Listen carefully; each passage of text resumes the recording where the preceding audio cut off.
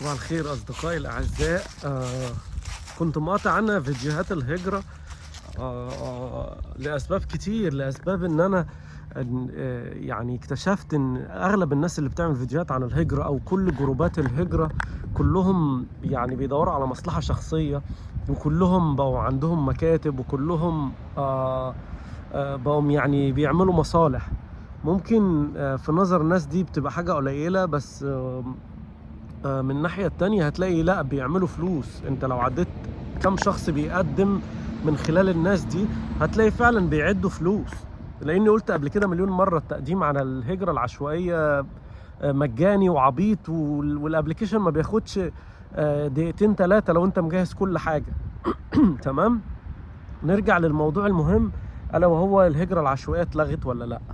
طبعا انت لو كتبت الهجرة العشوائية اتلغت هتلاقي كله يعني. بصوا يا جماعة، انا عاوز بس افهمكم نقطة معينة بس، وهي برضو يعني وحشة في صالحي ووحشة في صالح اي حد من صناع المحتوى. اي حد بيعمل فيديو لازم يكتب عنوان يشد، يخلي الناس تدخل عليه. بعد كده تبدأ بقى انت تشوف بقى، لا والله ده الكلام مختلف، لا ده هو الكلام ملوش علاقة بالعنوان، وهكذا لجلب الانتباه. دي رقم واحد. رقم 2، كلمة مني 100%، مفيش شخص على الكوكب لسه يعرف الهجرة العشوائية اتلغت ولا ما اتلغتش، اتأجلت، مش هتبدأ امتى، تاريخها امتى، ولا اي حاجة. الموقع الرسمي مفهوش اي حاجة. طبعا في ناس كتير طلعت قالت عشان في اغلاق الحكومة والاقتصاد، وفي مشاكل في الاقتصاد والكلام ده كله. الله اعلم، مفيش حاجة مكتوبة على الموقع الرسمي بتقول كده.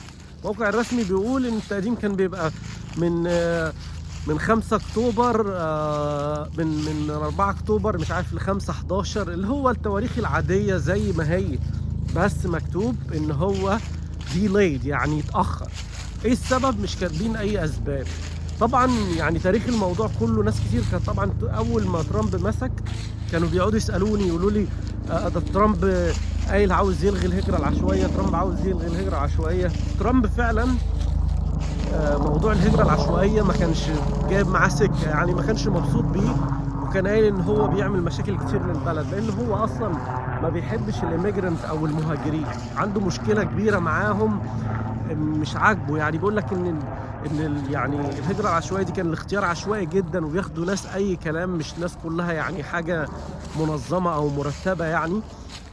فما كانش عاجبه الموضوع، وفعلا حاول يعرقل الموضوع كتير. اولها ان هو كان عاوز يخلي الهجرة العشوائية ب $250 على الشخص، بس الموضوع اترفض. وده طبعا كان هيبقى صعب جدا على ناس كتير ان هي تقدم. تخيل انت هتقدم والله اعلم هتكسب او ما تكسبش. ففي الاخر اخر قرار اتاخد ان هو هيبقى $1 على الشخص، وهي بصراحة مش يعني سهلة. انا فرحان بالموضوع ده كمان عشان الناس اللي بتستغل الناس اللي عامله مكاتب. انا في موضوع ان هم يلموا $1 من كل الناس دي، انا ما اعرفش هيبقى ازاي بالنسبه للحكومه الامريكيه او هينظموه ازاي، وفي نفس الوقت ما اعرفش المكاتب هتمشيها ازاي. بس الموضوع لو مشي هيبقى الموضوع منظم اكتر، وهيبقى فيه فرصه اكتر للقبول، لان كان في ناس بتعمل 3-4 ابلكيشن، وناس اصلا مش مقبوله وتروح تقدم وتعمل ابلكيشن وهكذا. اخر حاجه واخر نصيحه للناس، لان كان في ناس كتير عماله تسالني هو التقديم هيبقى بباسبور ولا من غير باسبور. انا قلت مليون مرة يا جماعة، الباسبور مهم جدا، عشان لو في اي فرصة، جالك فرصة شغل، جالك فرصة سفر، ما تبقاش مش هتخسر حاجة يعني.